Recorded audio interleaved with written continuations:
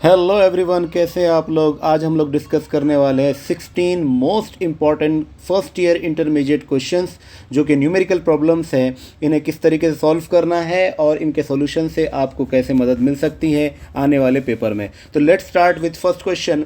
The percentage error in mass and speed are 2% and 3%। ये जो percentage error है इसमें बताया, इसकी वैल्यू गिवन है कितनी, 2% and 3%। 2% stand for mass and 3% stand for speed respectively. What is the maximum error, तो मैक्सिमम एरर कितना होगा इन काइनेटिक एनर्जी का calculated using this quantities. In quantities को यूज करते हुए, कैलकुलेट करते हुए हमको पता करना है कि काइनेटिक एनर्जी का मैक्सिमम एरर कितना हो जाएगा। तो as we know kinetic energy का फॉर्मूला क्या होता है, half m v square, where m stand for mass and v stand for velocity. तो वेलोसिटी का स्क्वायर होता है। यहाँ पर हम 2 बार वेलोसिटी की वैल्यू लिख लेंगे और यहाँ पर ये मास है और यहाँ पर ये हाफ है। अब आप जानते हैं कि परसेंटेज एरर जो कि क्वेश्चन में गिवन है वो कितना है, 2% है फॉर मास। तो परसेंटेज एरर निकालने के लिए फॉर्मूला हमारे पास क्या गिवन है, delta m upon m into 100, ये हो जाएगा परसेंटेज एरर फॉर मास।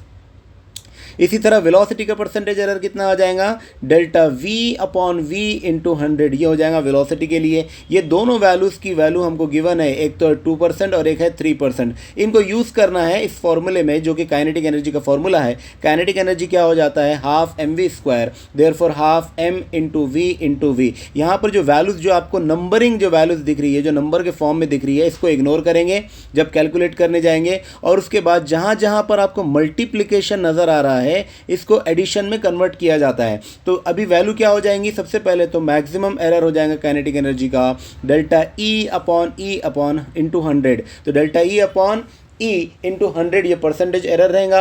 अब इसको कैलकुलेट करना है हमको, तो delta E upon E into 100 is equal to delta m upon m into 100। कहाँ से आया डेल्टा एम अपॉन एम, ये देखिए मास के लिए ये वैल्यू हमने कैलकुलेट करें।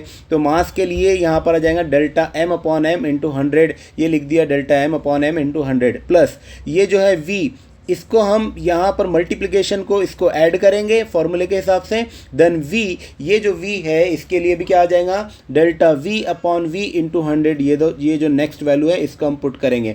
फिर वन सेकेंड यहाँ पे मल्टीप्लिकेशन हम तो क्या करना पड़ेगा, ऐड करना पड़ेगा। तो एडिशन का सिंबल यहाँ पर दिख रहा है आपको, delta v upon v into 100। Next value फिर से पुट कर देंगे। इनकी सबकी वैल्यूज़ आपके पास गिवन है, ये 2% है और ये 3% है। तो सबको 2% प्लस 3% इज इक्वल टू 8%। ये वैल्यू हमारे पास आई, किसके लिए आई, maximum percentage error in kinetic energy. तो ये था पहला न्यूमेरिकल जिसका सॉल्यूशन यहाँ पर गिवन है, मैंने आपको एक्सप्लेन किया। नेक्स्ट जो क्वेश्चन है उसके हिसाब से देखा जाए तो a car travels the first third of a distance with a speed of 10 kilometre per our. एक कार है जिसका डिस्टेंस अगर हम लोग कंसीडर कर ले कि ये पूरा का पूरा कार जो डिस्टेंस ट्रेवल कर रही है वो है आपका डी के बराबर है डिस्टेंस है। तो उसका फर्स्ट थर्ड डिस्टेंस मतलब d/3 जो पोर्शन है ये, इसकी वेलोसिटी कितनी है, at 10 kilometre per hour as per the question. The second third of 20 kilometre per hour, ये सेकेंड थर्ड कितने में जाएगा, d/3 फिर से कितना आ जाएगा, 20 किलोमीटर पर आवर। और third is equal to 60 kilometre per hour. ये इसकी वेलोसिटी, 3 वेलोसिटीज गिवन है। What is its mean speed over the entire distance? पूरे डिस्टेंस के लिए, पूरे डी डिस्टेंस के लिए, यहाँ से लेकर यहाँ तक पूरे डी डिस्टेंस के लिए इसकी मीन स्पीड कितनी होगी, मतलब एवरेज वैल्यू निकालना है आपको, वी एवरेज आपको निकालना है। तो वी एवरेज की वैल्यू कितनी हो जाएंगी ये फाइंड आउट करने के लिए सबसे पहले हम क्या करेंगे, फॉर्मूला लिख देंगे। मीन स्पीड का क्या होता है, तो total distance divided by total time, that is equal to average speed. उसके बाद में एवरेज स्पीड के फॉर्मूले के हिसाब से यहाँ पर वैल्यू टोटल डिस्टेंस तो डी के बराबर है और टोटल टाइम कितना होगा, इसको लगने वाला टाइम होगा t1, यहाँ पर टाइम लगता होगा t1, यहाँ पर टाइम सपोज t2 रहेगा, यहाँ का टाइम सपोज t3 रहेगा। तो तीनों का एडिशन यहाँ पर नीचे लिख देंगे टोटल टाइम के लिए। तो क्या हो जाएगा ये d upon t1 plus t2 plus t3, यहाँ पर ये सारी वैल्यूज़ आ गई। अब ये जो t1 t2 t3 है इसकी वैल्यू इस क्वेश्चन में कहीं पर हमको नज़र नहीं आ रही, तो t की वैल्यू फाइंड आउट हमको करना पड़ेगा। तो as we all know that v is equal to velocity is equal to distance upon time होता है, distance upon time is equal to velocity या speed. Speed is equal to distance upon time. तो अगर मुझे time निकालना है तो time is equal to क्या हो जाएगा, t1 इज इक्वल टू हो जाएगा, t ऊपर चले जाएगा, v नीचे आ जाएगा, तो ये हो जाएगा distance upon v, distance upon v। क्योंकि t1 की बात करें तो हम क्या लिखेंगे, डिस्टेंस 1 अपॉन स्पीड 1। तो ये है t की वैल्यू। इसी तरीके से यहाँ पर t2 की वैल्यू मिलेंगे हमको। एक तो आएगा t1 that is d1 upon v1, दूसरा आएगा t2 that is d2 upon v2, और तीसरा आएगा t3 that is d3 upon v3। इसमें से हमारे पास जो वैल्यूज़ गिवन है वो d3 की भी है और v3 की भी है, d2 की भी है, v2 की भी है, d1 की भी है, v1 की भी है। तो हम क्या करेंगे, इस फॉर्मूले में इनकी वैल्यूज़ को पुट कर देंगे। टोटल डिस्टेंस कितना कवर हुआ, d के बराबर। टोटल टाइम कितना लगा, तो टाइम की जगह क्या रिप्लेस करके लिखूंगा मैं, d1 अपॉन v1। d1 की वैल्यू है d/3 और v1 की वैल्यू है 10, तो ये d/3/10 हो जाएगा। दूसरी क्या वैल्यू है, d2 अपॉन v2। d2 की वैल्यू है d/3 और v2 की वैल्यू है 20। तीसरी वैल्यू है d3 अपॉन v3। d3 की वैल्यू है d/3 और v3 की वैल्यू है 60। ये सारी वैल्यूज़ जो है हम ऐड करेंगे as per the formula, as per the equation. तो हमें क्या मिलेगा, d upon d/30, d/60, d/180। यहाँ से मैं d को कॉमन निकालूंगा। जब मैं d को कॉमन निकाल लूँगा तो d/d ये कैंसिल हो जाएगा। तो बचेगा क्या, 1 upon 1/30 plus 1 upon 1/60 plus 1 upon 1/80 और 180। तो यहाँ से जब वैल्यू को कैलकुलेट करने जाएंगे हम तो 1 अपॉन, ये 1 अपॉन के साथ जो वैल्यूज आएंगी वो कितनी आ जाएंगी, इसको हम क्रॉस मल्टीप्लाई करेंगे तो 60 into 1 that is equal to 60, then 30 into 1 that is equal to 30, 60 plus 30 divided by ये दोनों का मल्टीप्लिकेशन 30 इंटू 60 कितना हो जाएगा 1800 प्लस 1 अपॉन 180, ये हो गई वैल्यू। यहाँ पर आ जाएगा 60 प्लस 30 इज इक्वल टू 90, तो ये वैल्यू आ जाएंगे 90 डिवाइडेड बाय 1800। तो ये ज़ीरो जो है इस ज़ीरो से कैंसिल हो जाएगा, ये 9 जो है इस 18 से कैंसिल होगा, तो हमें बचेगा क्या, 2 टाइम्स जाने के बाद 20 बचेगा। तो यहाँ लिखेंगे 1 अपॉन 20 प्लस 1 अपॉन 180। तो हमारे पास इक्वेशन क्या आ गई, 1 अपॉन 1/20 प्लस 1 अपॉन 180। ये वैल्यूज जब आएंगी इसका फिर क्रॉस मल्टीप्लाई करेंगे आप तो क्या मिलेगा, 1 अपॉन, ये 1 अपॉन के बाद यहाँ पर इनको क्रॉस मल्टीप्लाई करने के बाद 180 plus 20, 180 plus 20 divided by 20 into 180 that is equal to, ये कितना हो जाएगा टोटल, ये न्यूमरेटर के डिनोमिनेटर के वैल्यू चले जाएंगे न्यूमरेटर के अंदर, तो आ जाएगा 20 इंटू 180 डिवाइड बाय 200। 200 कहाँ से आया, ये है 200 वाली वैल्यू, 180 प्लस 20 तो ये 200। तो टोटल कितना हो जाएगा, ये ज़ीरो इस ज़ीरो से कैंसिल करेंगे, ये 20 से कैंसिल करेंगे, हमारे पास कितना बचेगा 18। तो 18 किलोमीटर पर आवर हमारे पास वैल्यू आएंगी जो कि एवरेज वैल्यू है। सो ये न्यूमेरिकल भी जो है IPE के अभी क्वेश्चन में पूछा जा सकता है। नेक्स्ट क्वेश्चन क्या है, a batsman hit back a ball straight in direction of the bowler without changing it's initial speed. Initial speed को चेंज किए बिना एक बैट्समैन क्या है, एक बॉल को हिट करता है, और हिट करता है किसकी डायरेक्शन में, बॉलर की डायरेक्शन में हिट कर देता है। अब वो जो स्पीड है, जिस स्पीड से आ रहा था वो स्पीड थी 12 मीटर पर सेकेंड। तो अब विदाउट चेंजिंग स्पीड है तो मतलब जाने वाली स्पीड भी कितनी रहेंगी, 12 मीटर पर सेकेंड रहेंगी। तो ये स्पीड को अब हम जो है ध्यान में रखेंगे। If the mass of the ball is 0.15 kg, 0.15 kg का अगर मास हो, ये हो गया m, ये हो गया v। अब क्या करना है, डिटरमिन द इम्पल्स इम्पार्टेड। तो जो इम्पल्स है वो कितना इम्पार्ट हुआ वो हमको पता करना है बॉल के ऊपर। तो उसके लिए सबसे पहले क्या करना पड़ेगा, हमको देखना है कि इनिशियल स्पीड कितनी है। तो as we know that initial speed is equal to 12 metre per second. Mass of the ball कितना है, तो मास हमको मालूम है 0.15 kg। तो velocity of the ball after hit होने के बाद भी कितनी थी वेलोसिटी, तो पता चला विदाउट चेंजिंग द स्पीड था हमारे पास, तो v इज इक्वल टू कितना हो जाएगा 12 मीटर पर सेकेंड हो जाएगा। लेकिन ये जो है अपोजिट डायरेक्शन है, रिवर्स डायरेक्शन में जिस तरफ बॉलर है उस तरफ जो है हिटिंग हो रही है, इसीलिए यहाँ पर इसकी डायरेक्शन चेंज हो जाएंगी। इसकी डायरेक्शन टूवर्ड्स द बॉलर है, टूवर्ड्स द बैट्समैन है, और इसकी डायरेक्शन टूवर्ड्स द बॉलर है। ये चीज़ हमको ध्यान रखना है। तो चेंज इन मोमेंटम क्या होगा, change in momentum is equal to mu minus mv, that is initial momentum minus final momentum. अब इनिशियल मोमेंटम के मास की वैल्यू तो है 0.15, ये चेंज नहीं होने वाला। u की वैल्यू है 12 अगर टूवर्ड्स द बैट्समैन हम बात कर रहे तो, लेकिन v जो है ये अपोजिट डायरेक्शन में है, इसलिए यहाँ पर हमको क्या करना पड़ेगा, एक माइनस साइन लगाना पड़ेगा। और साथ में माइनस साइन एक और है यहाँ पर हमारे पास, तो माइनस इंटू माइनस ये हो जाएगा प्लस। तो अब जो वैल्यू आने वाली है 0.15 into 12 plus 0.15 into 12, that is 1.8 plus 1.8, that would be equal to कितना हो जाएगा, ये 3.6 न्यूटन सेकेंड। ये क्या है आपका, ये है इम्पल्स इम्पार्टेड।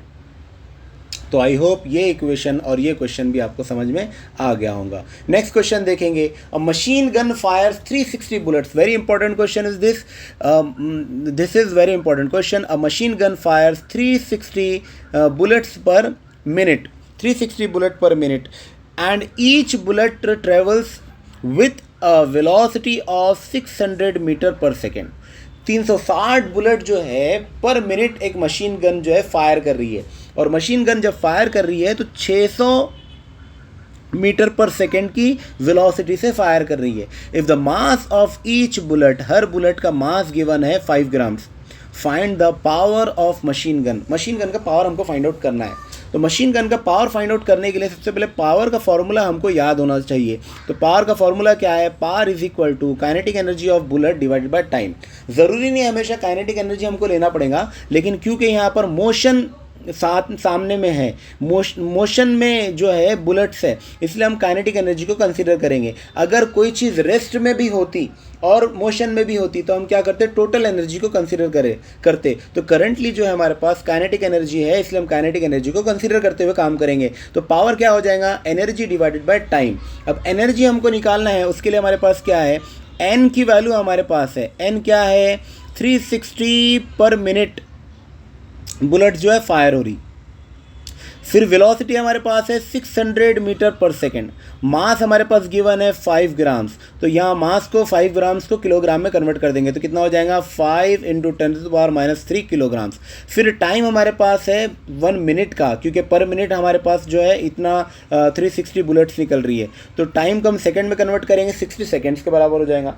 तो काइनेटिक एनर्जी क्या हो जाता है, हाफ mv², हाफ mv², और साथ में हमारे पास क्या है, एक बुलेट के लिए वैल्यू आएंगी। तो नंबर ऑफ बुलेट्स कितनी है, 360 है, तो हम क्या करेंगे, n into half mv² divided by time, ये हमारे पास फॉर्मूला रहेगा पावर का। तो इसमें n की जगह हम कितना पुट करेंगे, 360 पुट करेंगे, हाफ तो हाफ ही रहेगा, m की जगह कितना पुट करेंगे, 5 इंटू 10⁻³ पुट करेंगे। उसके बाद में v की जगह कितना पुट करेंगे, v इज इक्वल टू 600 है, लेकिन v का स्क्वायर रहने की वजह से 600 को 2 टाइम्स लिखेंगे। जब यहाँ पर 2 टाइम्स लिख दिए हमने, डिवाइडेड बाय जब हम लोग टाइम के साथ करेंगे दैट इज 60 सेकेंड, तो यहाँ ये 0 से कैंसिल हो जाएगा, ये 6 से कैंसिल हो जाएगा, बचेगा 10। और ऊपर में कितना है हमारे पास, ऑलरेडी 600 है, 600 को ये 2 से डिवाइड करेंगे तो बचेगा 300। तो यहाँ पर है 300, यहाँ पर है 10, तो ये 10 और 300 के 3 zeros 1 2 3, ये किससे कैंसिल हो जाएंगे, 10⁻³ से कैंसिल हो जाएंगे। 10⁻³ डिवीजन में आकर 10⁻+3 हो जाता है, तो ये 3 zeros जो है इसके 3 zeros से कैंसिल होंगे, तो यहाँ पर बचेगा सिर्फ 3। यहाँ पर कितना बचेगा, 3 बचेगा, यहाँ बचेगा 5, और यहाँ पर कितना रहेगा 360। जब हम इनको मल्टीप्लाई करेंगे 3 इंटू 5, 3 5 का कितना होता है 15 इंटू 360, 15 इंटू 360 में से 0 पहले पुट कर देंगे आप। 0 पुट करने के बाद आपके पास 15 का टेबल है, आप 15 का टेबल पढ़ेंगे 6 टाइम, तो 6 टाइम 15 का टेबल पढ़ेंगे तो कितना हो जाएगा 15 6 90, 90 का 0 कैरी का 9, ये आपके पास 9 आ गया। उसके बाद में फिर से आप 15 का टेबल पढ़ेंगे 3 टाइम्स, तो 3 टाइम्स पढ़ेंगे तो कितना हो जाएगा 45 प्लस 9 इज इक्वल टू 54। तो therefore the value is 5400 watt. कितना है वैल्यू 5400 वाट, 5400 वाट। अब इसको किलोवाट में अगर कन्वर्ट करना है तो कितना हो जाएगा, 1 2 और ये 3 के बाद जो है डेसिमल पॉइंट लगा देंगे तो 10 के पावर में +3 आ जाएगा। तो देयरफॉर हमारी वैल्यू क्या बन जाएंगी 5.4 किलोवाट। ये आपको मैं ऑलरेडी पढ़ा चुका हूँ कि जो नॉर्मल वैल्यूज़ है उसको किलो में कैसे कन्वर्ट करते हैं। तो डेसिमल पॉइंट को यहाँ शिफ्ट करेंगे 3 डिजिट्स के बाद, तो हमको क्या मिलेंगे, किलो के अंदर आंसर मिल जाएगा। आई होप ये क्वेश्चन भी आपको समझ में आ गया होगा। नेक्स्ट क्वेश्चन देखते हैं। टोटल हमको 16 क्वेश्चंस को डिस्कस करना है, इसलिए जल्दी जल्दी डिस्कस करेंगे। नेक्स्ट क्वेश्चन क्या है, a pump is required to lift 600 kg क्या water per minute water 600 kg का हमको ऊपर चढ़ाना है from a well of 25 metre deep. एक वेल है जो 25 मीटर नीचे तक के गहरा है, उसमें से हमको क्या करना है, 600 किलोग्राम वाटर को पर मिनट इतनी वेलोसिटी से स्पीड के साथ में ऊपर इजेक्ट करना है। To eject it with a speed of 50 metre per second, ये स्पीड रहेंगी, और 600 किलोग्राम हमको जो है वाटर को बाहर निकालना है पर मिनट के हिसाब से। Calculate the power required to perform the above task, ऊपर का जो गिवन टास्क है उसके लिए कितना पावर लगेगा वो हमको कैलकुलेट करना है। यहाँ पर जी की वैल्यू उन्होंने दे दिया ऑलरेडी क्वेश्चन के अंदर। तो यहाँ देखिए वाटर रेस्ट में है, उसको हमको काइनेटिक एनर्जी प्रोवाइड करना है, मतलब यहाँ पर दोनों एनर्जी पाई जाएंगी। एक पोटेंशियल एनर्जी भी हमको निकालना पड़ेगा और एक काइनेटिक एनर्जी भी हमको निकालना पड़ेगा। काइनेटिक एनर्जी होता है ½ mv², तो ये दोनों मिलाकर बनेगा टोटल एनर्जी। तो अब जब कैलकुलेट करेंगे पावर, तो पावर के अंदर क्या हो जाएगा, पावर इज इक्वल टू कितना हो जाएगा, पावर की वैल्यू हो जाएंगी P is equal to mgh plus ½ mv² divided by T। ये होगा आपके पास पावर। अब इस पावर के अंदर क्या क्या रिक्वायर्ड है, तो रिक्वायर्ड है m, मास गिवन है हमारे पास 600, रिक्वायर्ड है g की वैल्यू गिवन है हमारे पास 10, रिक्वायर्ड है h की वैल्यू हमारे पास कितनी है 25 मीटर। उसके बाद में क्या है, हाफ तो हाफ ही रहेगा, m की वैल्यू है 600, m की वैल्यू 600 और v की वैल्यू कितनी है, v की वैल्यू है 50 मीटर पर सेकेंड। तो यहाँ पर 2 टाइम्स लिख देंगे 50 मीटर पर सेकेंड को, m को लिखेंगे 600 एक बार, उसके बाद में h की वैल्यू 25 लिख देंगे, g की वैल्यू 10 लिख देंगे, m की वैल्यू 600 लिख देंगे। डिवाइडेड बाय टाइम है, तो टाइम की वैल्यू कितनी है 60 पर मिनट हमको निकालना है, कैलकुलेट करना है, तो टाइम की वैल्यू कितनी हो जाएंगी 60 हो जाएंगी। अब ये पूरे कैलकुलेशन में आप देख सकते हो कि ये जो 6 आपको नज़र आ रहा है, इसका एक ज़ीरो ये वाले 6 से कैंसिल कर देंगे, तो 0 इस 0 से कैंसिल हो जाएगा, 6 ये वाले 6 से कैंसिल हो जाएंगे, तो बचेगा कितना 10। यहाँ पर आ गया 10 आपके पास, अंदर है कितना, ये है 10 × 25, तो ये जाएगा 250। और यहाँ पर साथ में आपके पास कितना है 650 × 50। 650 × 50 को कैलकुलेट करने के लिए 50 कितना हो जाता है, अच्छा ये जो आप जो कैंसिलेशन कर रहे थे, ये 600 को कॉमन निकालने के बाद कैंसिलेशन हमने किया, सिर्फ ये एक को कैंसिल नहीं करना है, इसको भी कॉमन निकालना है, क्योंकि यहाँ पे प्लस का सिंबल है। तो गड़बड़ मत करना, गलती मत करना, मिस्टेक मत करना, कैलकुलेट करते वक्त सिर्फ इसका कैलकुलेशन इस इक्वेशन में हो सकता है। नीचे वाले अगर 60 से इसको कैंसिल करना है तो इसको बाहर निकालना पड़ेगा पहले, इसलिए ब्रैकेट के बाहर पहले निकालेंगे फिर इसको कैंसिल आउट करेंगे। तो यहाँ पर 50 × 50 जो कि हमारा चल रहा था काम, दैट इज इक्वल टू 50 कितना हो जाएगा, 5 5 ज़ा 25, 5 5 ज़ा 25, तो 2500 2 zeros की वजह से 2500 डिवाइड बाई 2, तो कितना आ जाएगा 1250। तो ये 250 plus 1250 that is equal to 1500। ये कितना हो जाएगा 1500 इंटू 10 कितना हो जाएगा 15,000। 15,000 जो वैल्यू है ये वैट में आ रही वैल्यू, इसको अगर किलो वैट में कन्वर्ट करना है तो फिर क्या करना पड़ेगा, डेसिमल पॉइंट को 3 डिजिट में शिफ्ट कर देना पड़ेगा, तो कितना बन जाएगा 15 किलो वैट। तो ये भी न्यूमेरिकल आपको समझ में आ गया होगा, ये है पावर की वैल्यू।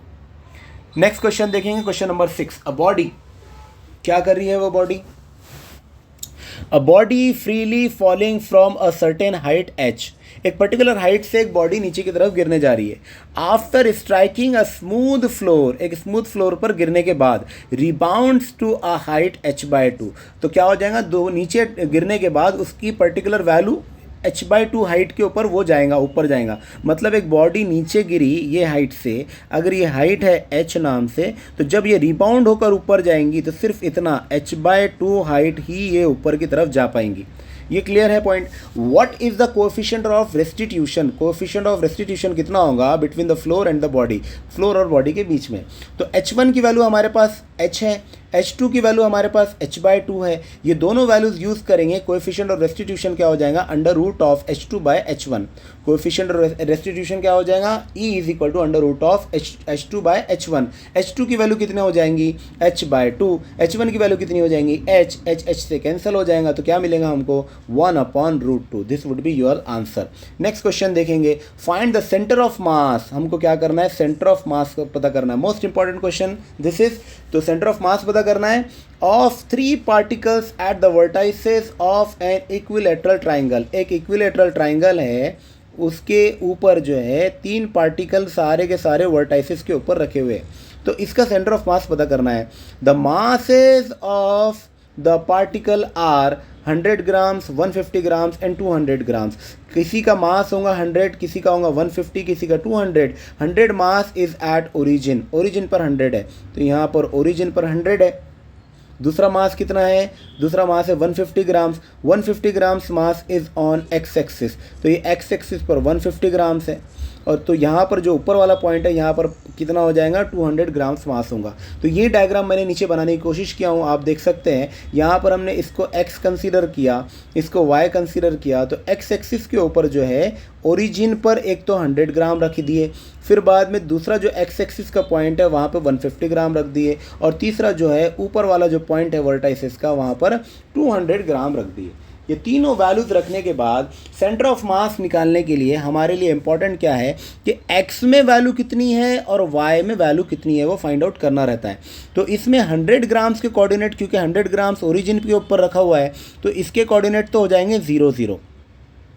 150 ग्राम्स जो है x एक्सिस पर रखा हुआ है, हर एक की वैल्यू 0.5 मीटर है।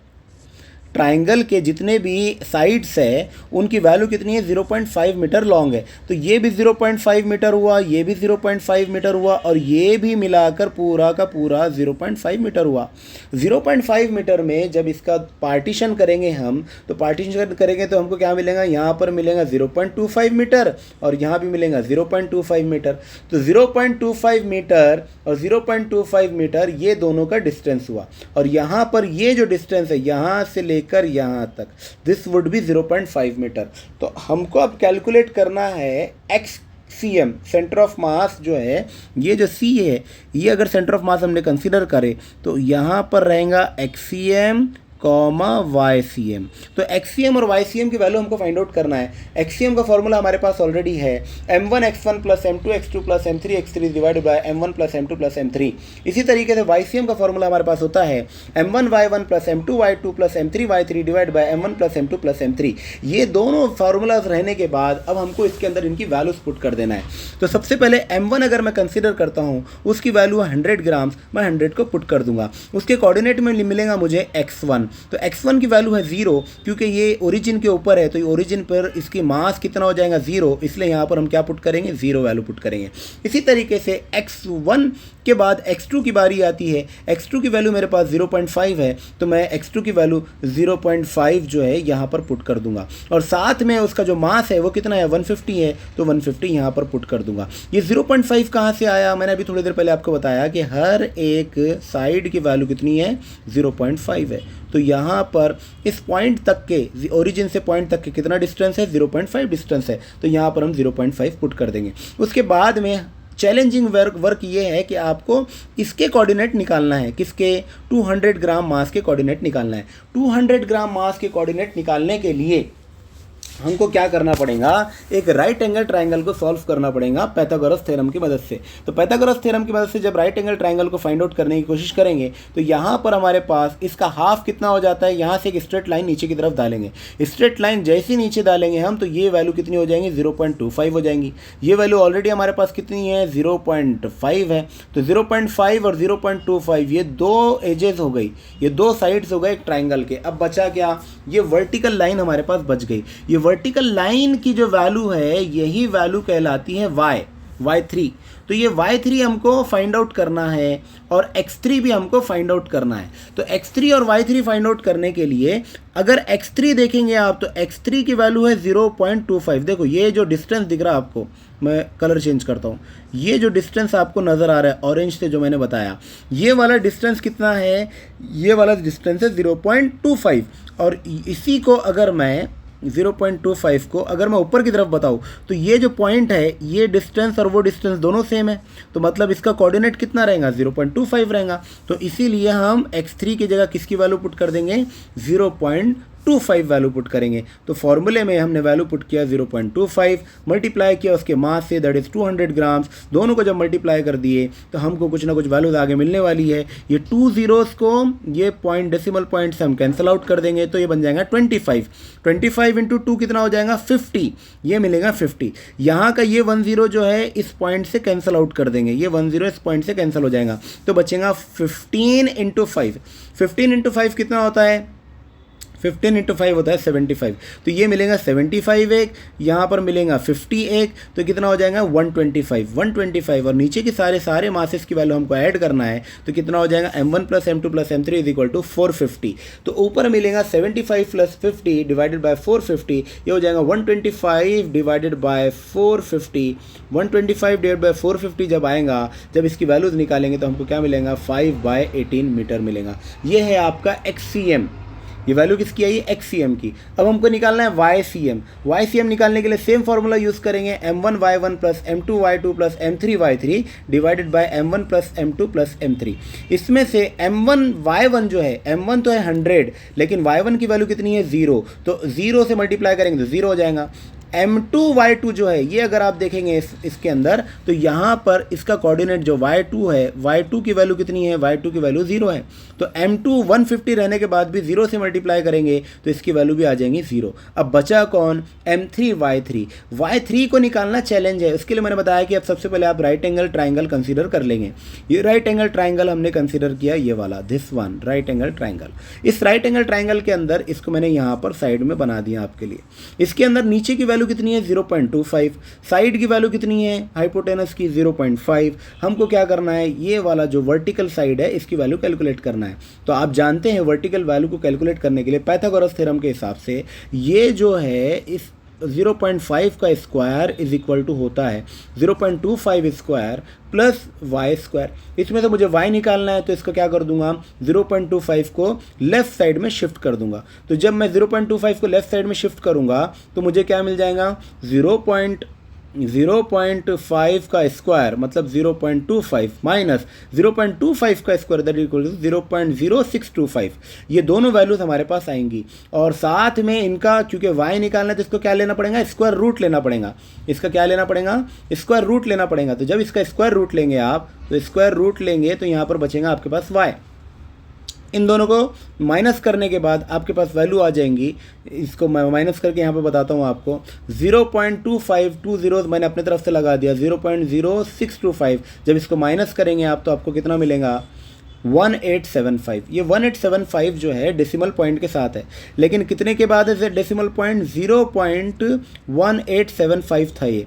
तो 0.1875 को मैं अगर कन्वर्ट करना चाहूँ 1875 में तो मेरे को क्या करना पड़ेगा 10⁻⁻4 से मल्टीप्लाई करना पड़ेगा। तो ये 10⁻⁻4 से मल्टीप्लाई करके हमने इसको क्या बना दिया 1875 बना दिया। 1875 जो है किसका स्क्वायर रूट हो सकता है, तो उसका स्क्वायर रूट निकालना इतना आसान नहीं था, तो इसको और बाइफर्केशन इसका किया गया, इसको और छोटे पार्ट्स में डिवाइड किया गया तो हमको वैल्यूज मिली 5 × 5 × 5 × 5 4 times 5 multiply with 3 that is equal to 1875 value आती है। इसमें से ये जो 4 टाइम्स 5 है इनको सबको बाहर निकाल कर लेकर आएंगे तो ये 25 जो है हमारे पास वन टाइम में बाहर आ जाएगा और अंदर क्या बचेगा, अंदर बचेगा मेरे पास √3। तो पूरी वैल्यूज़ कितनी होंगी, ये पूरी वैल्यूज़ हो जाएंगी 25 × 10⁻² × √3। 25 × 10⁻² को मैं लिख सकता हूँ 0.25, इसलिए y की वैल्यू कितनी मिली, दिस इज़ y3। तो y3 की वैल्यू कितनी मिल गई हमको, y3 इज इक्वल टू 0.25 √3। अब ये जो y3 की वैल्यू है इस y3 की वैल्यू को हम यहाँ पर पुट करेंगे और इसको मल्टीप्लाई करेंगे 200 से। तो 200 × 0.25 √3 को जब मल्टीप्लाई करेंगे आप तो ये 2 zeros जो है ये पॉइंट डेसिमल पॉइंट से कैंसिल हो जाएंगे। फिर जब इनको आप मल्टीप्लाई करेंगे 2 से मल्टीप्लाई करेंगे तो 25 × 5 × 2 25 × 2 हो जाएगा। 25 × 2 कितना हो जाता है 50। तो यहाँ पर वैल्यू कितनी मिलेंगी मुझे 50 √3। 50 √3 डिवाइडेड बाई इनको सबको ऐड करने के बाद क्या मिलेगा हमको 450। तो 50 √3 डिवाइडेड बाय 450 तो कितना हो जाएगा √3 डिवाइडेड बाय ये कैंसिल करूँगा जब मैं, 0 से 0 कैंसिल हो जाएगा, 5 से 45 कैंसिल होगा तो यहाँ 9 आएगा, तो √3/9। √3/9 को 9 को मैं लिख सकता हूँ 3 × 3, 9 इज इक्वल टू 3 × 3, और 3 × 3 में से एक 3 इज इक्वल टू हो सकता है √3 × √3। तो इसको बाइफर्केट करके जब किए, कैलकुलेट किए, तो कितना हो जाएगा 3 × √3 × √3। ये √3 से कैंसिल हो जाएगा, तो बचेगा क्या 1/3 √3। तो this would be your YCM। तो ऊपर हमने निकाला था XCM, नीचे हमने निकाला YCM, दोनों की वैल्यूज जो है हम पुट कर देंगे और ये आपका जो है आंसर हो जाएगा। तो this is your answer number 7। Now let us talk about the question number 8. Find the scalar and vector products of two vectors. दो वेक्टर्स के स्केलर और वेक्टर प्रोडक्ट के बारे में बताओ कह रहे हैं। तो दो वेक्टर्स के स्केलर और वेक्टर प्रोडक्ट हमको निकालना है। सबसे पहले वेक्टर ए की वैल्यू उन्होंने दे दिया, कितनी वेक्टर ए की वैल्यू है 3i - 4j + 5k। Vector B की वैल्यू उन्होंने दिया -2i + j - 3k। ये दो वेक्टर्स हमको यूज़ करना है। इनका दो चीज़ें निकालना है, एक स्केलर भी निकालना है और एक वेक्टर भी निकालना है, दोनों प्रोडक्ट्स निकालना है। स्केलर प्रोडक्ट निकालने का एक तरीका है जो मैं आपको बता रहा हूँ। आपको क्या करना है, दोनों वेक्टर्स को एक दूसरे के बाजू में लिख देना है, जैसे कि यहाँ पे लिखा हुआ है। एक तो ये वेक्टर हो गया, दूसरा ये वेक्टर हुआ। इनका डॉट प्रोडक्ट निकालने के लिए क्या करना है, जो जिस फैमिली का है उसको उसी फैमिली के साथ मल्टीप्लाई कर देना।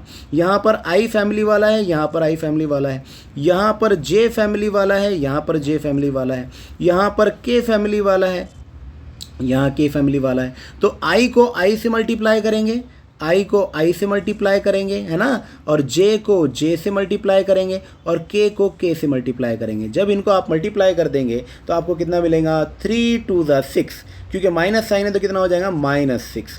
फिर बाद में क्या है 4 × 1 that is equal to 4, minus sign की वजह से -4।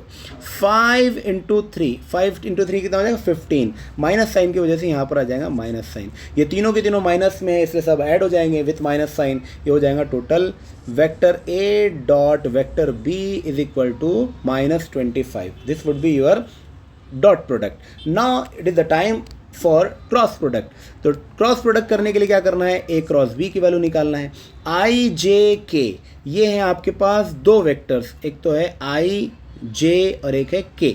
तो आई जे के में एक है वेक्टर ए और एक है वेक्टर बी। इनको क्रॉस प्रोडक्ट निकालने के लिए आपको डिटर्मिनेंट को सॉल्व करना पड़ता है। तो आई जे के लिख देंगे। सबसे पहले ए की वैल्यू जितनी है वो वैल्यू जो है नीचे की लाइन में लिखेंगे, आई जे के जस्ट नीचे।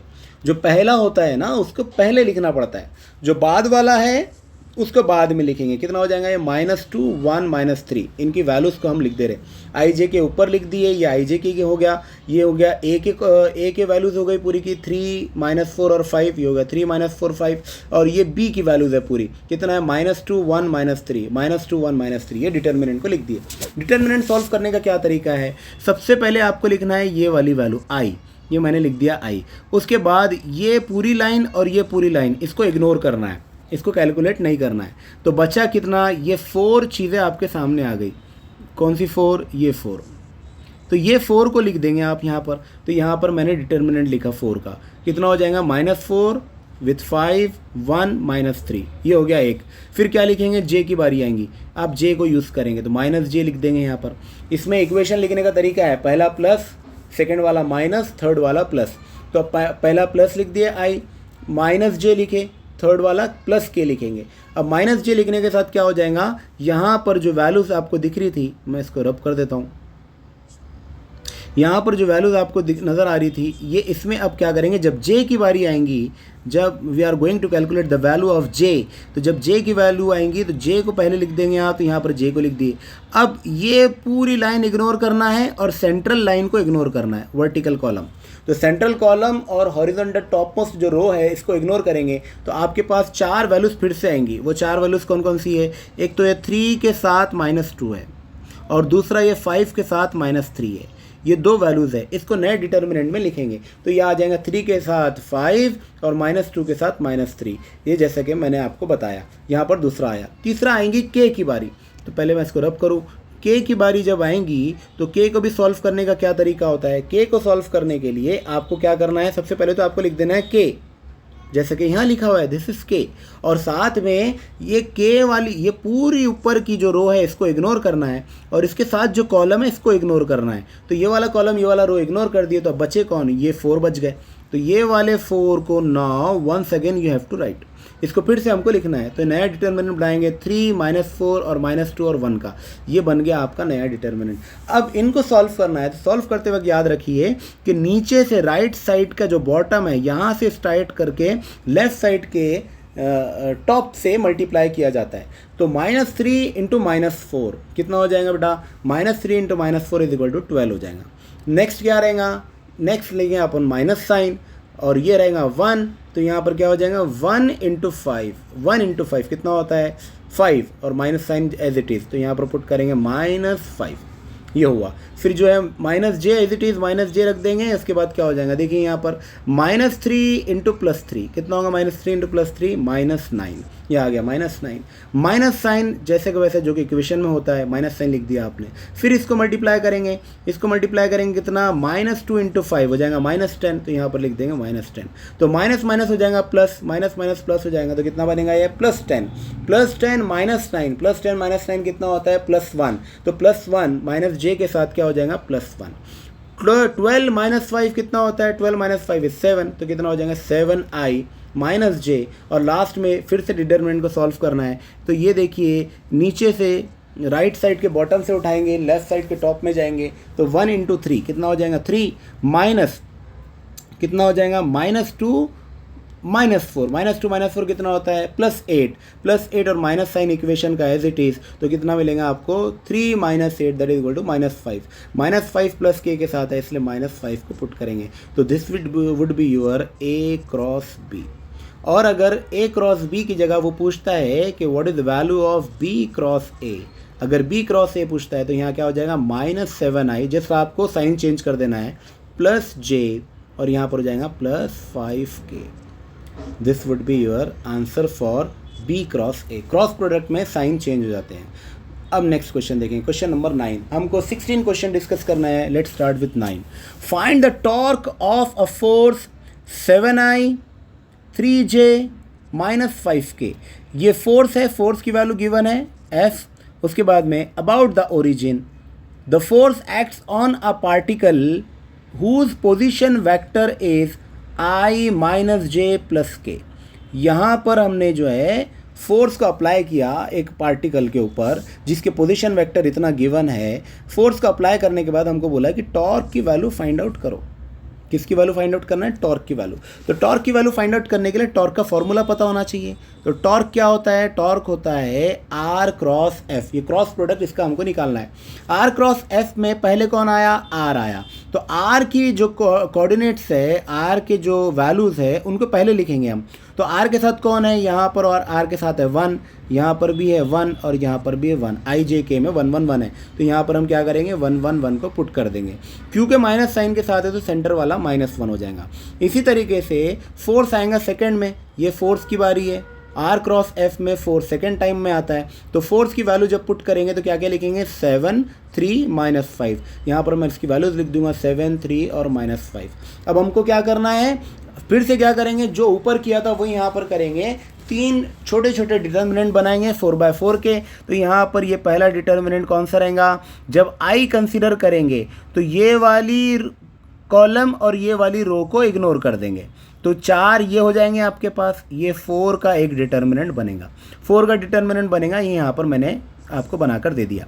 दूसरी बार जब नेक्स्ट टाइम जब आप देखेंगे तो नेक्स्ट टाइम में जब j की बारी आएंगी, जब turn if there is a turn of j, तो j के टर्न में क्या करेंगे आप, ये पूरी लाइन को इग्नोर करेंगे और ये पूरी लाइन को इग्नोर करेंगे। तो बचेगा कौन, बचने वाला है आपके पास 1 और 7, और यहाँ पर बचने वाला है 1 और -5।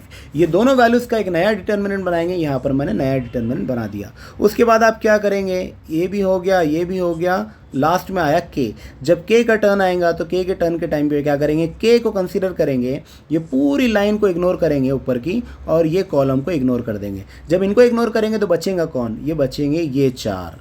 ये 4 का नया डिटर्मिनेंट बनाएंगे। तो ये 4 का नया डिटर्मिनेंट मैंने यहाँ पे आपको बनाकर दे दिया। जब ये 4 का डिटर्मिनेंट बन गया तो अब क्या करना है हमको, अब इसको सॉल्व करना है। सॉल्व करने का तरीका मैं आपको ऑलरेडी बता चुका हूँ, आप देख सकते हैं यहाँ पर नीचे में। क्या करेंगे, इसको लेकर जाएंगे यहाँ से ऊपर की तरफ मल्टीप्लाई करने के लिए। -5 -1 कितना हो जाएगा, +5। Minus sign as it is 3 × 1, तो 5 - 3 ये हो जाएगा 2, यहाँ पर लिख दिए 2। उसके बाद में -j एज इट इज़ क्या होगा, फिर से इसको क्रॉस मल्टीप्लाई करेंगे। कितना होगा ये, -5 × 1 -5, minus sign as it is 7 × 1 that is equal to 7, -5 और -7 कितना होता है, -12 होता है। तो ये -12 और -j कितना हो जाएगा, +12। फिर से क्या करेंगे, k के लिए करेंगे सॉल्व, तो ये कितना हो जाएगा 3 × 1, 3 × 1 कितना होता है, 3 होता है। 7 × -1, 7 × -1 कितना होता है, 7 × -1 -7। जो इंटरनल जो इक्वेशन के अंदर जो माइनस साइन था वो माइनस साइन और ये माइनस साइन दोनों एक दूसरे के साथ क्या हो जाएंगे, प्लस बना लेंगे। तो कितना बन जाएगा, 3 × 3 + 7 दैट इज इक्वल टू 10। ये हो जाएगा 10, यहाँ पर भी प्लस है तो कितना हो जाएगा 10 के। तो this would be your answer for torque. Okay, I hope आपको ये भी समझ में आ गया होगा। Now the next question, question number 10 क्या है, what is the moment of inertia of a rod. किसी रॉड का मोमेंट ऑफ इनर्शिया कितना रहेगा, ऑफ मास m, जिसका मास m हो, लेंथ l हो, about an axis perpendicular to it through one end. एक एंड के थ्रू वो जा रहा हो, ये है वो, ये एक एंड के थ्रू जा रहा हो वो एक्सिस, यहाँ पर उसका मोमेंट ऑफ इनर्शिया कितना रहेगा ये हमको पता करना है। तो ये वो रॉड है जिसकी लेंथ गिवन है, कितनी लेंथ गिवन है, l, ठीक है, ये l लेंथ गिवन है। और ये सेंट्रल मोमेंट ऑफ इनर्शिया पता करने के लिए सेंट्रल एक्सिस है, समझ लो। सपोज करो कि सेंट्रल एक्सिस है, तो हमको रॉड का मोमेंट ऑफ इनर्शिया पता रहना चाहिए। ये जो है सेंटर ऑफ मास से गुजरने वाला एक्सिस है, एक्सिस थ्रू सेंटर ऑफ मास, और ये क्या है, ये साइड वाला एक्सिस है। इसके अक्रॉस में हमको मोमेंट ऑफ इनर्शिया निकालना है। तो सेंटर से, सेंटर ऑफ मास से गुजरने वाला जो एक्सिस है उसका मोमेंट ऑफ इनर्शिया का फॉर्मूला आपको याद रहना चाहिए, दैट इज ml²/12 ये होता है। तो रॉड का मोमेंट ऑफ इनर्शिया, जबकि रॉड के सेंटर से अगर कोई एक्सिस गुजर रहा हो उसके अक्रॉस हमको निकालना है, तो उसकी वैल्यू कितनी होती है, I = ml²/12। Now parallel axis theorem के हिसाब से जिस भी लोकेशन पर आपको मोमेंट ऑफ इनर्शिया निकालना है उसका सेंटर ऑफ मास से डिस्टेंस कितना है वो पता रहना चाहिए, ठीक है। पैरेलल एक्सिस थ्योरम के हिसाब से जिस भी लोकेशन पर आपको, जैसे यहाँ पर हमको मोमेंट ऑफ इनर्शिया निकालना है, तो इसका डिस्टेंस इस सेंटर ऑफ मास से कितना है, तो आपको पता चलेगा। अगर ये सेंटर ऑफ मास है पूरा का पूरा, ये पूरा रॉड है और सेंटर ऑफ मास से ये एक्सिस जा रहा है और ये पूरी लेंथ अगर l के बराबर है, तो यहाँ से अगर मैं यहाँ पर इसका मोमेंट ऑफ इनर्शिया निकालना चाह रहा हूँ तो ये दोनों के बीच का डिस्टेंस कितना रहेगा, अगर ये l है तो इसका ये हो जाएगा half, that is equal to l/2। उसकी वैल्यू ले लेंगे हम q के बराबर। तो फॉर्मूला क्या हो जाएगा पैरेलल एक्सिस थ्योरम के हिसाब से, नया मोमेंट ऑफ इनर्शिया जो आपको फाइंड आउट करना है वो moment of inertia I' is equal to I, ये I क्या है, सेंटर ऑफ मास पर जो मोमेंट ऑफ इनर्शिया है वो, plus m total mass of the rod multiply with the distance. ये डिस्टेंस q नाम का डिस्टेंस है जो कि सेंटर ऑफ मास और उस पर्टिकुलर एक्सिस के बीच का डिस्टेंस है, that is q²।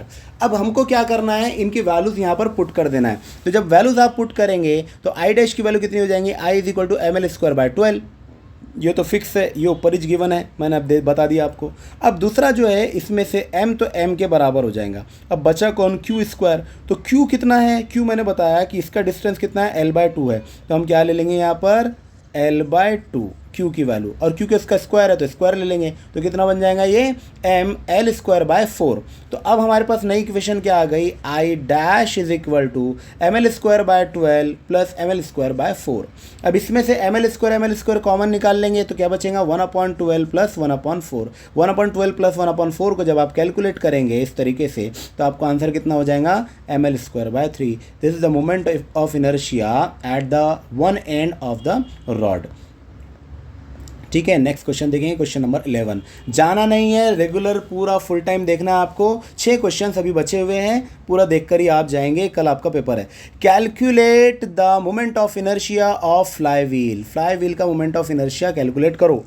If its angular velocity is increased from 60 rpm to 180 rpm, अगर एंगुलर वेलोसिटी जो है वो 60 rpm से, ये रहेगा ओमेगा 1 और ये है ओमेगा 2, इसको एंगुलर वेलोसिटी कहते हैं। और आरपीएम के फॉर्म में अगर है तो ये F1 भी कहलाएगा, एंगुलर फ्रीक्वेंसी भी कहते हैं इसको, और ये F2 कहलाएगा। तो इसका 60 आरपीएम रेवोल्यूशन या रोटेशन पर मिनट, और रोटेशन पर मिनट 180 रोटेशन पर मिनट और 60 रोटेशन पर minute. When 100 joule of work is done on it, जबकि इसके ऊपर 100 जूल वर्क किया गया हो।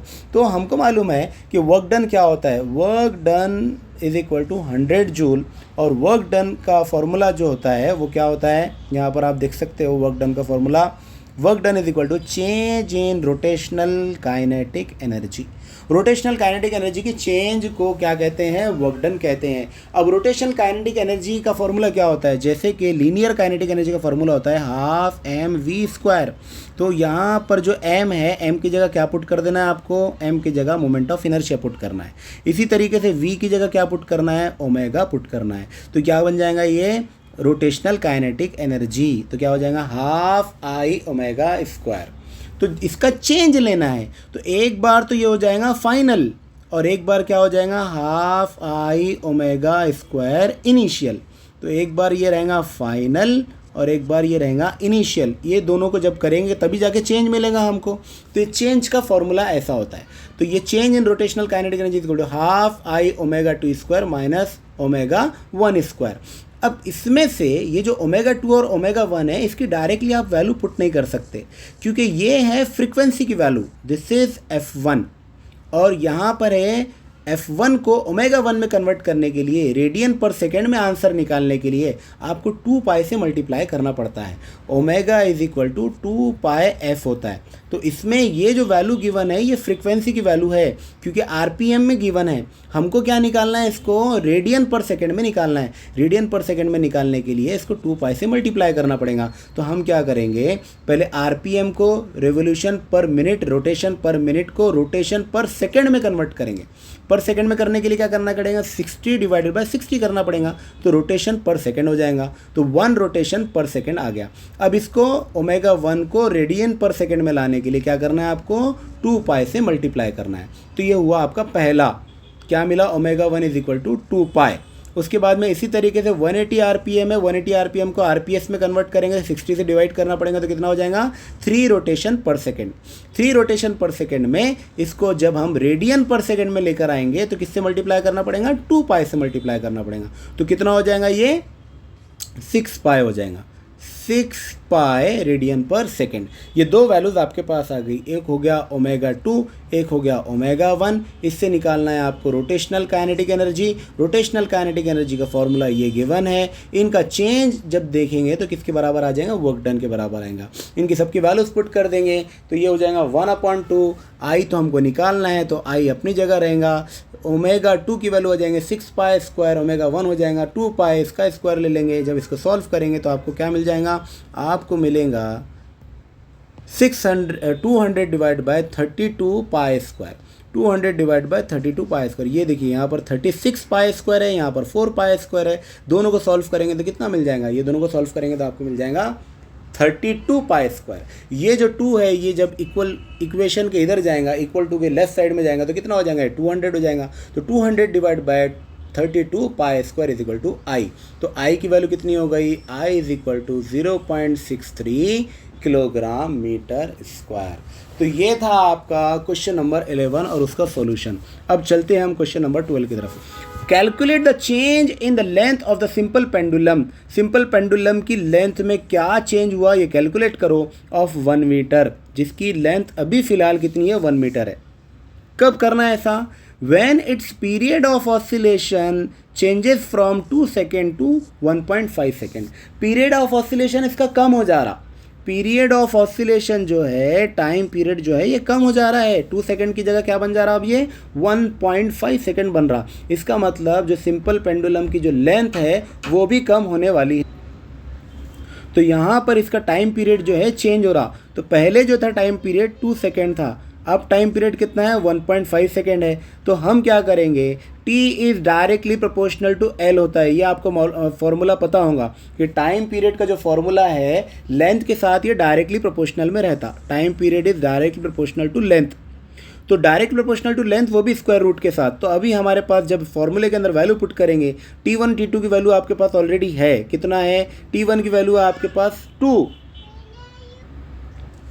तो यहाँ पर t1 की वैल्यू आपके पास है 2 सेकेंड, 2 सेकेंड की जगह 2 सेकेंड पुट कर देंगे। t2 की वैल्यू आपके पास है 1.5, 1.5 की जगह 1.5 पुट कर देंगे, क्योंकि इसका स्क्वायर है इसलिए 2 टाइम्स मैंने इसको लिख दिया। इसी तरह यहाँ पर L1 की वैल्यू है 1 मीटर, 1 मीटर की जगह 1 पुट कर देंगे। L2 की वैल्यू हमको फाइंड आउट करना है, L2 की वैल्यू हमारे पास नहीं है। तो L2 इज इक्वल टू क्या हो जाएगा, L2 ऊपर आ जाएगा, 4 नीचे आ जाएगा, 4 नीचे L2 ऊपर, 1.5 ऊपर आ जाएगा, है ना। तो ये 1.5 इज इक्वल टू हो जाएगा 2.25 divided by 4। 2.25 divide by 4 is difficult to calculate, therefore क्या करेंगे हम इसको 4 से मल्टीप्लाई करेंगे और 4 से डिवाइड कर देंगे। इक्वेशन में कुछ भी चेंज आने वाला नहीं है। तो यहाँ पर क्या हो जाएगा, 4 4 16 आ जाएगा और यहाँ पर कितना आ जाएगा 9 आएगा। तो 9/16 is the value of L2। जब इसको आप सॉल्व करेंगे तो हमको निकालना क्या है, चेंज इन लेंथ निकालना है। और चेंज इन लेंथ बोले तो क्या हो जाता है, डेल्टा L। तो L2 minus L1 is change in length. L2 की वैल्यू हमारे पास आई 9/16, 9/16 माइनस L1 की वैल्यू हमारे पास 1 है। तो 9/16 माइनस 1 जब आप करेंगे तो अब आपके पास वैल्यू कितनी आ जाएंगी, -7/16। तो -7/16 मीटर से जो लेंथ है वो रिड्यूस होने वाली है, डिक्रीज होने वाली है, इंक्रीज होने वाली नहीं है। मतलब जो लेंथ ऑफ पेंडुलम है it will gets reduced, not gets increased. तो यहाँ पर 7/16 मीटर से जो है आपकी जो पेंडुलम की वैल्यू जो है रिड्यूस हो जाएंगी। Hope you got the answer. Next question, a mass of 2 kg is attached to a spring of force constant 200 newton per metre. 2 kg का मास अटैच किया, किसको अटैच किया, एक स्प्रिंग को अटैच किया जिसका फोर्स कांस्टेंट है 200 newton per metre. Find its time period, T निकालना है हमको। तो मास गिवन है, मास की वैल्यू है 2 kg, फोर्स कांस्टेंट गिवन है, के की वैल्यू है कितनी 200 न्यूटन पर मीटर। आपको क्या करना है, आपको इसका टाइम पीरियड जो है वो निकालना है। टाइम पीरियड का फॉर्मूला क्या होता है, फोर्स कांस्टेंट के फॉर्मूले में, स्प्रिंग के फॉर्मूले में। तो T is equal to 2π√m/k। This is the formula of time period using the force constant. तो यहाँ पर इनकी सबकी वैल्यूज आप पुट करेंगे तो आपको क्या मिल जाएगा, फोर्स कांस्टेंट की वैल्यू है 200, मास है 2 और यहाँ पर 2π है। सबकी वैल्यूज पुट करेंगे, कैलकुलेट करेंगे। तो यहाँ से 2 से मैंने इसको कैंसिल आउट किया, ये 2 कैंसिल हो जाएगा तो 1/100 बचेगा। 1/100 कितना होता है, 10⁻⁻2 होता है। बाहर निकलेंगे तो बनेगा 10⁻⁻1। 2π से मल्टीप्लाई होगा तो कितना हो जाएगा 0.625। तो यहाँ जो वैल्यू आई ये आप जानते होंगे, इसकी वैल्यू कैलकुलेट करके मैं दे देता हूँ। 2 × 3.14 × 10⁻⁻1। तो यहाँ पर 2 × 3.14 कितना होता है, ये होता है 6.28। लेकिन इसको 10 के पावर में -1 से मल्टीप्लाई भी करना है, इसलिए इसकी वैल्यू कितनी हो जाएंगी 0.628, जो कि आपको दिख रहा है टाइम पीरियड की वैल्यू है। नेक्स्ट हम देखेंगे question number 14। Very soon we will finish this topic. तो अब देखिए क्वेश्चन नंबर 14 क्या है, a particle execute simple harmonic motion. एक पार्टिकल जो है सिंपल हार्मोनिक मोशन कर रहा है, ठीक है भाई, कर रहा होगा। such that the maximum velocity during the oscillation is numerically equal to the half of the maximum acceleration। Maximum velocity जो है, ये जो मैक्सिमम वेलोसिटी है मैक्सिमम एक्सेलरेशन के साथ कैसा इसका रिलेशन है, तो maximum velocity during oscillation is numerically equal to the half. ये हाफ है, किसका हाफ है, मैक्सिमम एक्सेलरेशन का हाफ है। मतलब एक्सेलरेशन जितना भी हो रहा होगा मैक्सिमम वाला, उसका हाफ है मैक्सिमम वेलोसिटी के बराबर। तो ये हमारे पास इनका रिलेशन दे दिया। तो what is the time period, time period हमको निकालना है। टाइम पीरियड निकालने के लिए सबसे पहले आपको क्या करना पड़ेगा, दोनों का रिलेशन फाइंड आउट करना है। तो ये कितना है, v मैक्सिमम होता है a × ओमेगा। ये कैलकुलेशन जब डेरिवेशन हमने करे थे तब मैंने आपको बताया था कि मैक्सिमम वेलोसिटी का फॉर्मूला कितना हो जाएगा, a × ओमेगा। उसी तरीके से मैक्सिमम एक्सेलरेशन का फॉर्मूला क्या हो जाएगा, a × ओमेगा स्क्वायर। ये सब हम लोग जो है ऑलरेडी कर चुके हैं।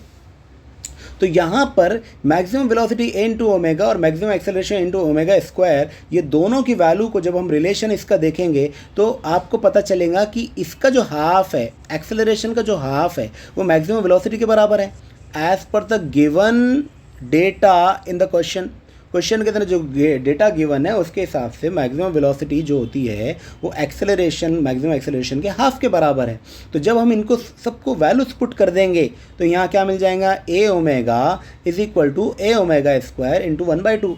ए से कैंसिल हो जाएगा, ओमेगा ये स्क्वायर से कैंसिल हो जाएगा, तो बचेगा क्या, यहाँ पर बचेगा 1 और यहाँ पर बचेगा 1/2 और यहाँ पर बचेगा ओमेगा। तो ये 1/2 का ये जो 2 है इधर आ जाएगा, तो कितना हो जाएगा, 2 इज इक्वल टू ओमेगा। तो 2 इक्वल टू ओमेगा आया, तो 2 इक्वल टू ओमेगा ये वैल्यू क्या है, ये तो आपकी ऑसिलेशन की वैल्यू है, ये ओमेगा की वैल्यू है। लेकिन हमको क्या निकालना है, टाइम पीरियड निकालना है। तो टाइम पीरियड क्या होता है, time period is equal to 2π/ओमेगा। 2π/ओमेगा के अंदर जब वैल्यूज आप पुट करेंगे तो t इज इक्वल टू 2π/2 हो जाएगा, 2 से कैंसिल हो जाएगा, तो बचेगा क्या फाइनली, पाई। तो t is equal to pi seconds, और पाई सेकेंड की जगह क्या लिख सकते हैं आप, 3.14 seconds. I hope you got this answer. Now next question, question number 15, the last second question of this video. If the maximum intensity of radiation for a black body is found at 1.45 mm, क्या है भाई, ये maximum intensity of radiation है। Maximum intensity of radiation कितना है, 1.45 mm है। What is the temperature of radiating body, radiating body का temperature आपको फाइंड आउट करना है। इसके अंदर हमको क्या लगेगा, वेन्स कांस्टेंट लगेगा, जो कि ऑलरेडी क्वेश्चन में गिवन है। ये वैल्यूज को हमको यूज़ कर लेना है। तो maximum intensity of radiation of the black body कितना होता है, this is denoted by lambda maximum. Maximum intensity को लैम्बडा मैक्सिमम से डिनोट करते। इसकी वैल्यू कितना दिया उसने, 1.45 माइक्रोमीटर। ये mm नहीं है, ये माइक्रोमीटर है।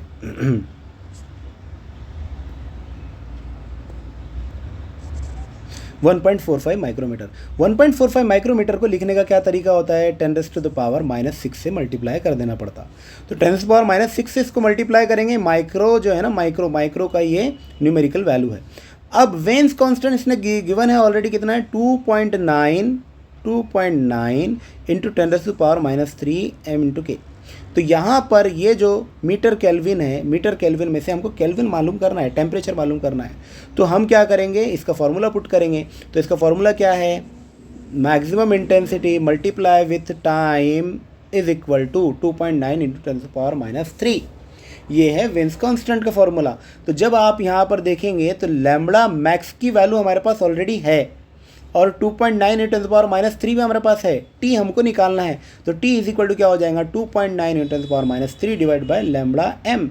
और यहाँ पर इनकी वैल्यूज जब आप पुट करेंगे तो 2.9 डिवाइड बाय 1.45 ये दोनों एक दूसरे के, मतलब 1.45 इज द हाफ ऑफ 2.9, ये से कैंसिल होगा, 2 मिल जाएगा। तो और नीचे में क्या है, 10⁻⁶ है, ऊपर 10⁻³ है। जब इसको हम कैंसिल आउट करेंगे तो यहाँ क्या बचेगा, -3 बचेगा। -3 जब ऊपर जाएगा तो क्या बन जाएगा, 10⁻+3 बन जाएगा। तो 10⁻+3 इंटू 2 कितना हो जाएगा, 2000 हो जाएगा। तो 2000 क्या, in the form of K, this is kelvin. तो टेम्परेचर कितना होता है, T is equal to 2000 kelvin. This is your answer number 15. Now let's discuss the last question of this video. The absolute temperature of a gas is increased 3 times. 3 times से इसको बढ़ा दिया, किसको, absolute temperature को of gas. What will be the increase in RMS velocity of the gas molecule? RMS velocity में कितना increment आएगा, ये हमसे पूछा जा रहा है। तो देखिए यहाँ पर T1 जो पहले था वो T के बराबर था, उसको 3 टाइम्स बढ़ाया, मतलब T2 कितना हो गया है, 3T के बराबर हो जाएगा। RMS वेलोसिटी का फॉर्मूला क्या है, RMS velocity is equal to √3kT/m। तो RMS जो है, RMS वेलोसिटी जो है ये डायरेक्टली प्रोपोर्शनल है √T के। तो RMS velocity is directly proportional to √T। तो जब √T के डायरेक्टली प्रोपोर्शनल में है तो हम उसकी वैल्यूज पुट कर देंगे, तो बन जाएगा V1/V2 VRMS1/VRMS2 is equal to √T1/T2। T1 की जगह आप पुट कर देंगे T और T2 की जगह आप पुट कर देंगे 3T। T will get cancel, क्या बचेगा, 1/, ये क्या बचेगा, 1/3। अब इसमें से हमारे पास V2 की वैल्यू हमको निकालना है। V1 की वैल्यू क्वेश्चन में जो है हम डायरेक्टली V1 को V1 की तरह पुट कर देंगे। तो यहाँ पर क्या हो जाएगा, V2 is equal to √3 into V1। कैसे आएगा ये V2 चले जाएगा ऊपर और ये √3 आ जाएगा इधर साइड में, तो ये नीचे से चले जाएगा ऊपर की तरफ। तो क्या हो जाएगा ये 1/√3। तो 1/√3 जाएगा ऊपर, 1/√3 ऊपर जाएगा तो बन जाएगा √3 into V1 is equal to V2। So hope you got this answer also. तो यहाँ पर हमने जो है 16 क्वेश्चंस को आपके सॉल्व करके दिए। ये IPE एग्जामिनेशन में न्यूमेरिकल प्रॉब्लम्स है, इसमें से कुछ ना कुछ न्यूमेरिकल आपको आएंगे। These are the most important questions. तो अच्छे से बैठकर इत्मीनान से देखिए, समझ में आता है तो बहुत अच्छी बात है, और अगर नहीं भी समझ में आता है तब भी आपको इनके कैलकुलेशंस को याद करके आपके क्वेश्चंस के आंसर्स में लिखना है। गलतियाँ मत कीजिए। Best of luck for your IP examination. This is Amin Sultan from Brilliant Academy. Please like, share and subscribe my channel. Thank you so much.